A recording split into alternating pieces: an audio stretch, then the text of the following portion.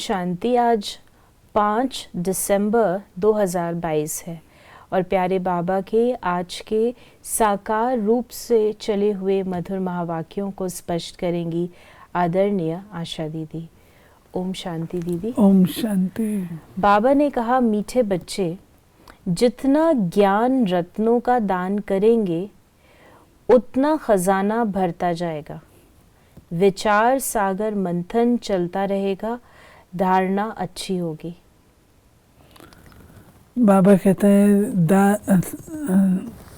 ज्ञान रत्नों जितना हम दान देते रहेंगे उतना भरपूर होंगे, क्योंकि देने से बढ़ता है।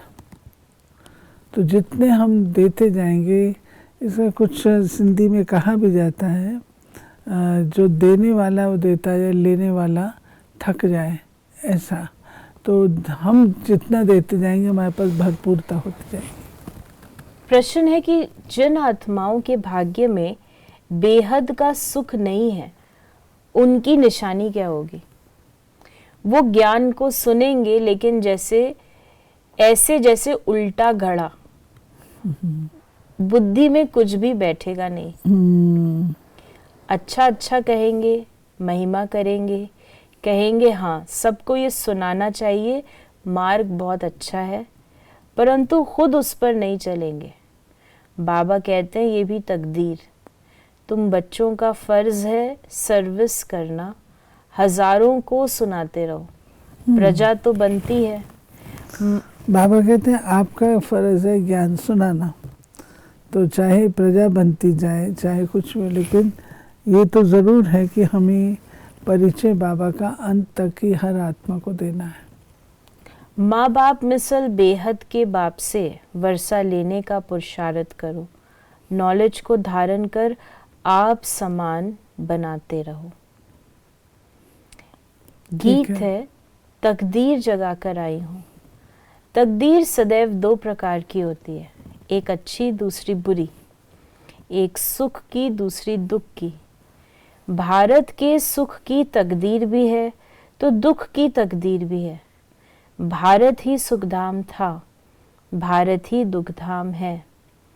मकान नया है तो अच्छी तकदीर है, पुराना है तो बुरी तकदीर है।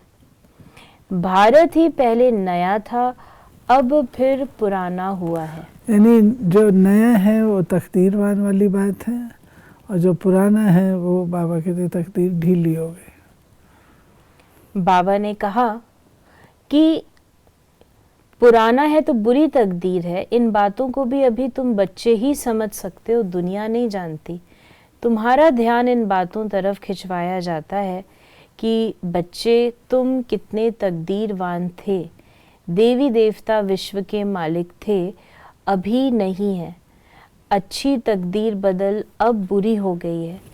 अच्छी तकदीर कैसे और कब होती है, ये समझने की बात है।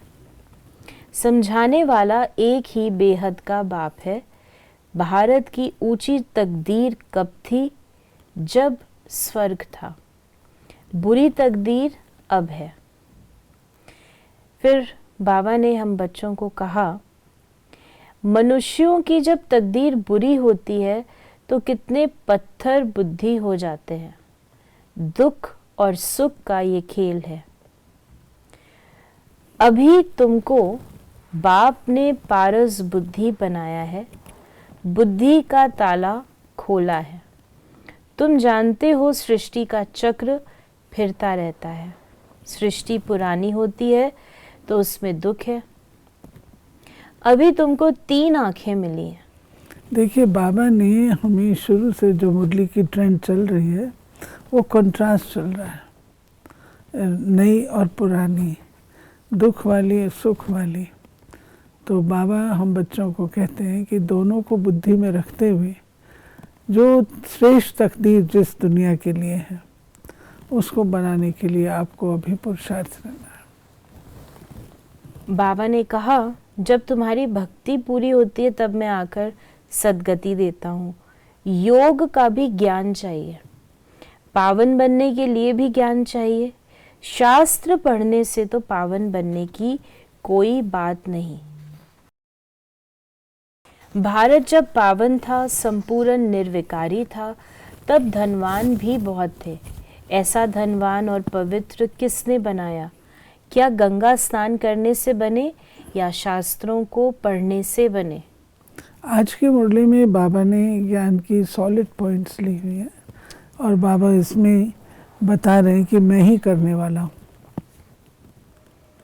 बाप समझाते हैं सबका दाता राम तो एक निराकार ही है। बुद्धि को बिल्कुल ताला लगा हुआ है, बुद्धि में बैठता ही नहीं है। सतयुग में सब पारस बुद्धि हैं, नाम ही है पारसनाथ पारसपुरी। तुम बच्चे भी इस समय पारसनाथ बनते हो। आत्मा गोल्डन एज बनती है, अभी आयरन एज बुद्धि है। गोल्डन एज बुद्धि सुख उठाते हैं, आयरन एज बुद्धि दुख उठाते हैं। ये भी कंट्रास्ट। अब बाप कहते हैं बच्चे पावन बनो, अब वापस जाना है। सतयुग था, अब फिर चक्र रिपीट होगा। तुम बच्चों को मनुष्य से देवता बना रहा हूँ। देवताएं भी मनुष्य ही थे और कोई फर्क नहीं है, सिर्फ वो गोरे अर्थात पावन है और अभी के मनुष्य सावरे अर्थात पतित हैं। भारत गोल्डन एजड था, अभी आयरन एजड है। आत्मा में खाद पड़ गई है, वो निकलेगी योग अग्नि से। आगे मनमनाभव अक्षर पढ़ते थे, अर्थ कुछ भी नहीं समझते थे। आत्मा में जो खाद पड़ी है, बाबा कहते हैं वो खाद जो है उसको समझना है, वो क्या चीज़ है।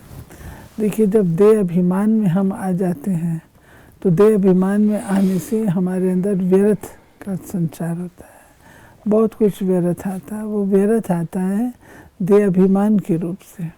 तो इसको समाप्त करने का एक ही साधन है, वो है याद। याद के सिवाय, याद किसकी? अपने ओरिजिनल स्वरूप की। याद किसकी? सर्वशक्तिवान की। याद किसकी? अपने घर की। याद किसकी? अपने धर्म की। याद किसकी? अपने कर्तव्य की। याद किसकी? अपने लक्ष्य की। जब याद बाबा कहता है तो वो केवल एक बिंदु को याद करना उसकी बात नहीं होती है, परंतु उसमें ये सब याद समाई होती है। फिर बाबा ने कहा कि बाप के लिए कहते हैं ब्रह्म है, अखंड ज्योति तत्व है। ब्रह्म तो बेअंत हो गया, जैसे आकाश का अंत नहीं पा सकते। अच्छा कोई करके अंत पा भी लेवे, परंतु उससे मुक्ति, जीवन मुक्ति तो कोई को मिलती नहीं है। मुक्ति, जीवन मुक्ति का अर्थ भी तुम बच्चे ही समझते हो, दुनिया तो कुछ भी नहीं जानती। फिर बाबा ने कहा कि तुम्हारी बुद्धि में अब सारा ज्ञान भरा हुआ है। ज्ञान को कहा जाता है ब्रह्मा का दिन। विष्णु का दिन नहीं कहते, क्योंकि ज्ञान अभी ही मिलता है। दिन प्रतिदिन पॉइंट्स रिफाइंड निकलती जाती हैं। जीवन मुक्ति है भी सेकंड की बात। फिर कहते हैं ज्ञान का सागर है, कितना भी लिखते जाओ अंत नहीं आएगा। अतिशयोक्ति है, यानी भगवान के प्यारे बाबा के ज्ञान सागर के गुण को इस प्रकार में, क्योंकि बाबा की एक एक बात में बहुत गहरा राज होता है, इसलिए जो लिखने वाले हैं वो यूँ लिख देते हैं। बाप जब समझाकर पूरा करते हैं तो फिर इम्तिहान भी पूरा हो जाता है। शुरू से लेकर कितना सुनते आए हो, गीता तो बिल्कुल छोटी बना दी है। कितनी ज्ञान की बातें हैं, समझाना भी बहुत सहज है। फिर बाबा ने कहा कि तुम बच्चे ही जानते हो, परंतु धारणा कर औरों को नहीं समझाते हैं तो पॉइंट्स भूल जाती है। हाँ, इसको बाबा ने दान देने से लिंक किया है। दान देंगे, औरों को समझाएंगे तो भरपूर रहेंगे। जो सर्विस पर हैं उन्हों की बुद्धि में नशा रहता है। नंबरवार तो है ही, महारथी वो जो दूसरों को आप समान बनाते रहते हैं, नॉलेज धारण करते हैं, पद भी उनको ऐसा मिलता है। ये मेहनत सारी गुप्त है। फिर बाबा ने हम बच्चों को कहा कि तुम्हारी बुद्धि में सारा राज है, समझाने के लिए कितनी युक्तियां बताते रहते हैं। समझेंगे फिर भी कोटों में कोई सैपलिंग लग रहा है। बाबा कहते मैं कितना समझाता हूँ फिर भी कोर्टों में कोई समझ क्यों? क्योंकि सत्युग में पॉपुलेशन भी तो थोड़ी है ना, सब तो नहीं समझेंगे। बाबा ने आज वरदान दिया, अटेंशन की विधि द्वारा माया की छाया से स्वयं को सेफ रखने वाले हलचल में अचल भव। वर्तमान समय प्रकृति की तमोगुणी शक्ति और माया की सूक्ष्म रॉयल समझदारी की शक्ति अपना कार्य तीव्र गति से कर रही है। बच्चे प्रकृति के विकराल रूप को जान लेते हैं, लेकिन माया के अति सूक्ष्म स्वरूप को जानने में धोखा खा लेते हैं, क्योंकि माया रॉन्ग को भी राइट अनुभव कराती है, महसूसता की शक्ति को समाप्त कर देती है, झूठ को सच सिद्ध करने में होशियार बना देती है। इसलिए अटेंशन शब्द को अंडरलाइन कर माया की छाया से स्वयं को सेफ रखो और हलचल में भी अचल बनो।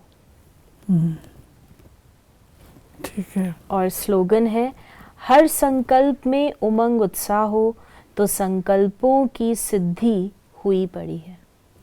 हर संकल्प में उमंग उत्साह हो, उमंग उत्साह होगा वहाँ व्यक्ति पुरुषार्थ भी करेगा और उसको संपन्न करने की कोशिश करता है। नहीं तो अगर उमंग उत्साह नहीं होता है तो अनमने मन से करता है तो सफलता नहीं मिलती है। तो ये थे बाबा के आज के मधुर महावाक्यों का स्पष्टीकरण। यदि आपके मन में कोई सवाल है तो मैसेज या व्हाट्सएप करें 8826599309 पर। ओम शांति।